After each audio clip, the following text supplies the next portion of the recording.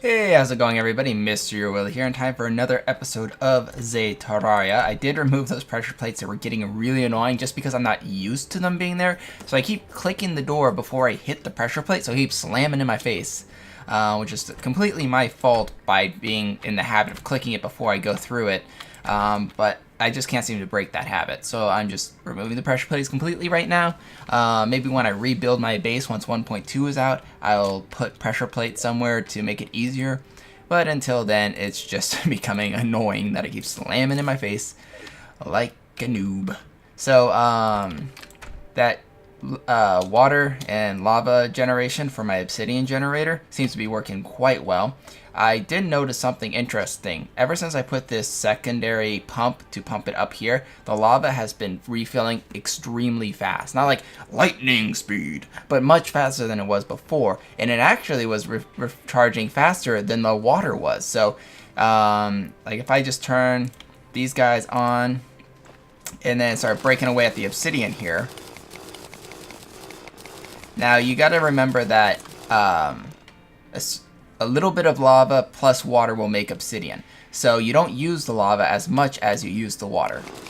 But as you can see, before where the lava couldn't keep up, now the water can't keep up.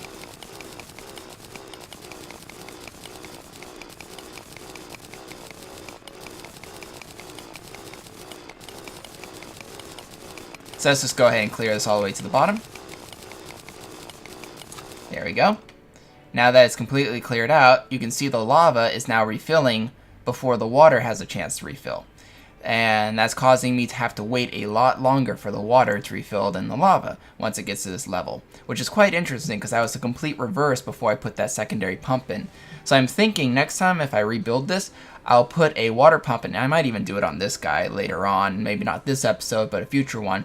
But put a secondary pump here and here to maybe boost the water here, and once again put on its own switch so I don't always have the thing running, the secondary pump here, so that I can help get the water to go a bit faster before the lava, because once the water does start kicking in up to the top here, it fills up a lot faster than the lava does, but it just takes a while for the water to kick back in. Once this reservoir fills in, that's when I consider it kicking back in. But anyways, last episode I was going to show you what this awesome ice wand is. Now, one thing that I did learn that was actually completely by accident. Let me see if I can find what I'm looking for up here. But this was a complete accidental thing. Ah, there we go. You can use it as a weapon. I didn't know that. Yeah, only when it actually explodes does it do the damage. It doesn't do a lot of damage, but it ended up killing like a bunny. I'm like, huh. So that's one use for it. I did fill this area up because I want to show you this cool trick. So as you guys know, eventually this thing will melt and, well, break. And so it's only useful for like temporary little platforms. So if you put something like so and then put a chest on top, well, the ice should break, right? Well, it doesn't. For whatever reason, when there's something on top of it, the ice doesn't break. Because remember, a chest can't be over nothing. It has to be on something. So it prevents this ice from doing its normal default breaking mechanism. Then, I'm going to go and just put a dirt in here and a dirt in here. And I'm going to show you another form of money generation. The obsidian generator is great. And I'm actually going to use that when I am doing normal stuff. But I just don't get enough money for things like giving these things cool names. So this is a second form of money generation. It is a glitched form of money generation. So if you're against glitched things, this wouldn't be a form of generation that you would want to use. But all you have to do is do that to begin with. Save, exit, go back into the game. And you hear that little pop maybe in the left-hand side of your headphones or speakers. That's the chest falling off because, wait, there's no ice here anymore, so the default thing is to fall on the ground. Well, because they're on the ground, they should be 2 chests, right? Well, because of this glitch, there's actually 4 chests or so on the ground, 4 each, and so I get 8 shadow chests because of that one thing. Now, a way to get more chests then, I don't know why I tossed that. I meant to put it down here. Another way to get even more is to, well, put that and you got a couple more chests. But if you break it, you get some chests as well. Hey, go away. Shoot. Shoot, bunny. You're in my way. I shall kill you with the power of ice. Alright. So breaking it will give you some more chests because it's like, hey, wait. There's supposed to be a chest here. So it kind of doesn't understand that.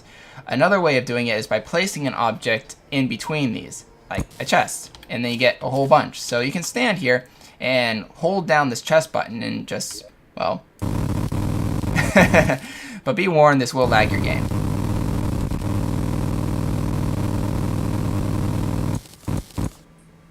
Tons and tons and tons and tons of chests in, like, literally no time at all.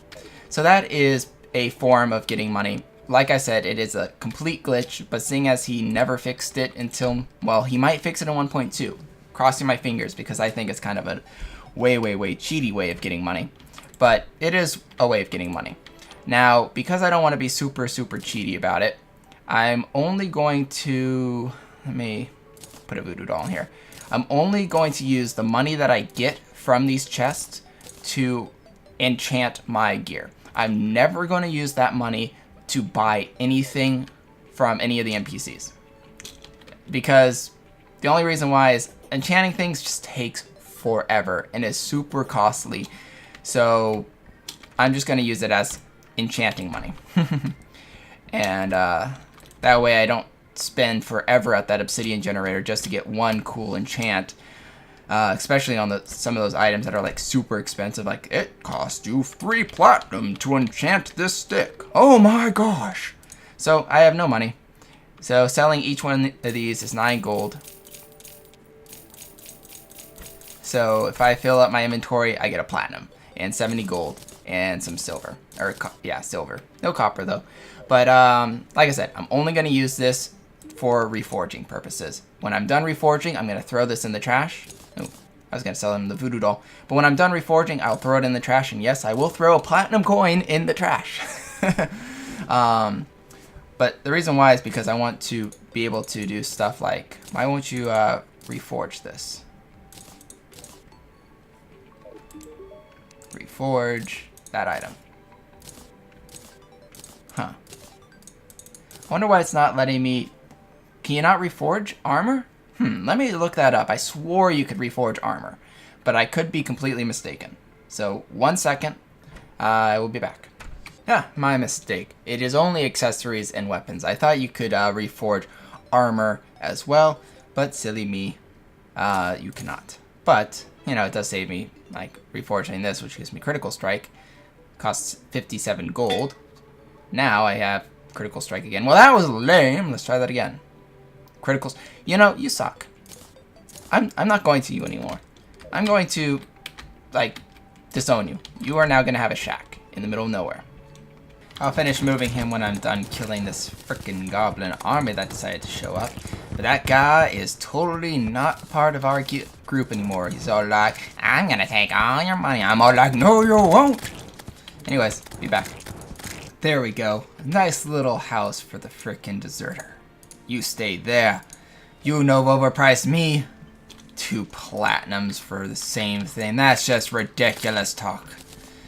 Anywho, I need to restart the game so he can go back there. But what I'm going to do, that's why I put a barrel here, is I'm going to keep the money that I get from, you know, the cheaty way. Because like I said, I'm only going to use that to get names for my armor and stuff. Just because it, like you saw, it costs a lot of money and you get a very little chance of getting anything worthwhile. So you got to keep doing it over and over and over again. And I feel that's just money wasted. So this is my way of at least, you know, not completely wasting all my money. I did, you know, get a whole platinum just to be able to get that cheat. And there's actually easier ways of doing it. But they're all stuck down here again.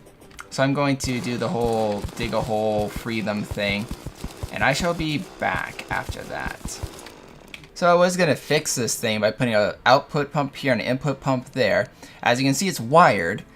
And yet, it doesn't work. I don't know why. But, oh well. I guess this thing will just stay broken for some weird reason. Like, The wire goes from here, surrounds this thing, and surrounds that thing, and it still won't work. Yet here it just barely touches and works perfectly fine. Whatever. Also, the NPCs still don't know where to go. They're still like stuck. So that is kind of getting annoying, like severely right now. But anyways, I was also going to show you guys a way of, let's see, where are you? There you are. Stone and a lever. So this is kind of another way of doing this glitch, because every time I start the game I'm going to get this. So what I'm going to do is place there, come on. It's not going to let me do that. There we go. And then connect some wire up here. And then put the switch right there. Make it solid.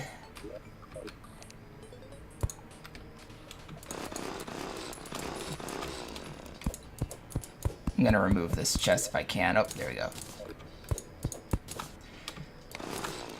Alright, perfect. Alright, let's get some, turn this back to inactive. Put another block there. I want to put there. Weird. Let me put it everywhere but there.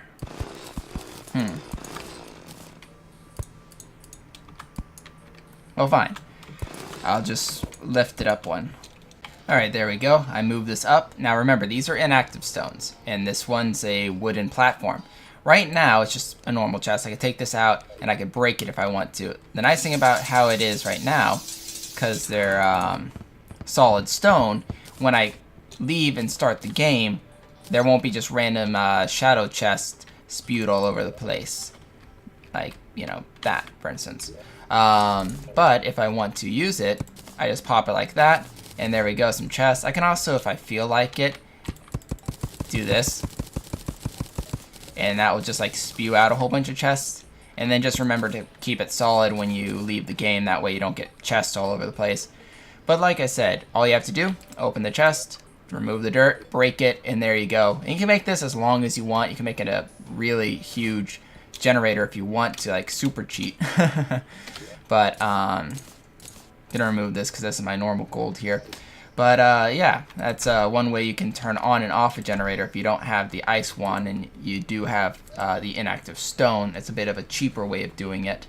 I need to clean out my inventory, gather more obsidian. Hopefully my obsidian generator is doing well, and I shall be back. So after a lot of working around with this system, I'm not sure why this one works so much, but I think it was because it would drop below, because this would pump out, and then that would allow this room to place a liquid, where this one was always full. So I moved it, instead of the output being here on the same floor, I put the output up here. That way, whoopsies, when you push the pump, and I'm actually going to move this over. I thought it was because of maybe the wall blocking it, but that's not it. Oh, come on. I really, really, really hate the placements of pump. Like, look at that. It's a third time or fourth time in a row that I wanted to place it here, but it placed it like one block back. Whatever. Anyways, I'm going to turn on the pump now, and as you can see now, it sucks up water and puts it down here. So this will keep the water all the way up to this level and then stop, because now it can't put more water in. And when I run this pump will drain the water out, and this pump will put it back. Now, the way the water side of it works, very similarly to the lava, but because the lava flows so much slower, it kind of overflows. As long as the water is up at this level, it will split.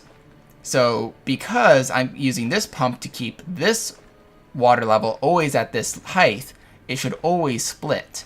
And if it ever drops below this height, it's no problem, because now it'll just flow over here, and from here it'll flow in, so it'll fill this part twice as fast.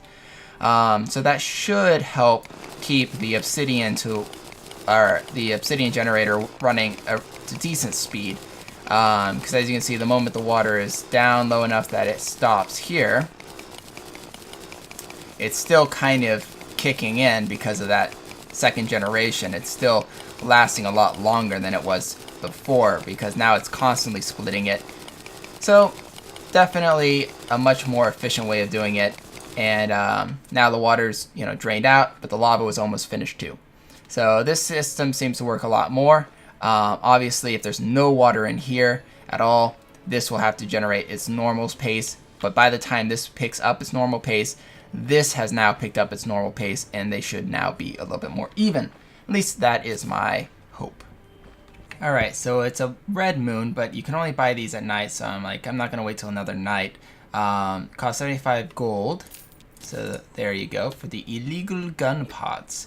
I'm going to go ahead and run far away from my base so none of my NPCs die and I don't have to deal with the whole spawning thing. You know, so I'm spawning where all my good guys are. I think I'm going to run off to jungle because then I don't have to deal with either corrupt or hollowed monsters. I just have to deal with normal monster generation. But hopefully, if everything went well, I ran away fast enough that I didn't have to deal with any deaths. So I'm just gonna wait out until daytime. So I'll see you guys in a bit. So the illegal gun parts, the mini shark, the shark fin, and the soul of might, which you get from the destroyer, all together give you the mega shark. Now the mini shark has a 6 range, 9% critical damage. It's insanely fast, and it has a 1/3 chance of not consuming ammo. While the mega shark has the same critical chance, but it has a 50% chance to not consume ammo. So you actually get a lot more ammo per shot with the mega shark. It also has 25 range damage, which is over twice the damage of the mini shark.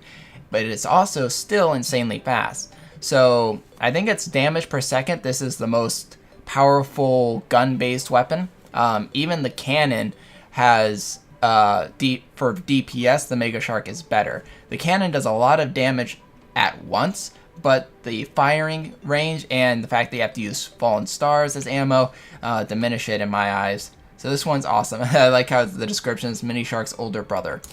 So I'm gonna go ahead and craft that. I didn't get any add-ons to it, but I will use my chest thing to get some gold and platinum and all that to give this guy a nice little modifier. But we will do that all next episode. So next episode, make a shark and add some modifiers. And I also have one other thing that I wish to craft next episode. So we shall see you all then. Like, comment, and subscribe. As always, to join the epicness, this is MrYourWilly signing off. Adios.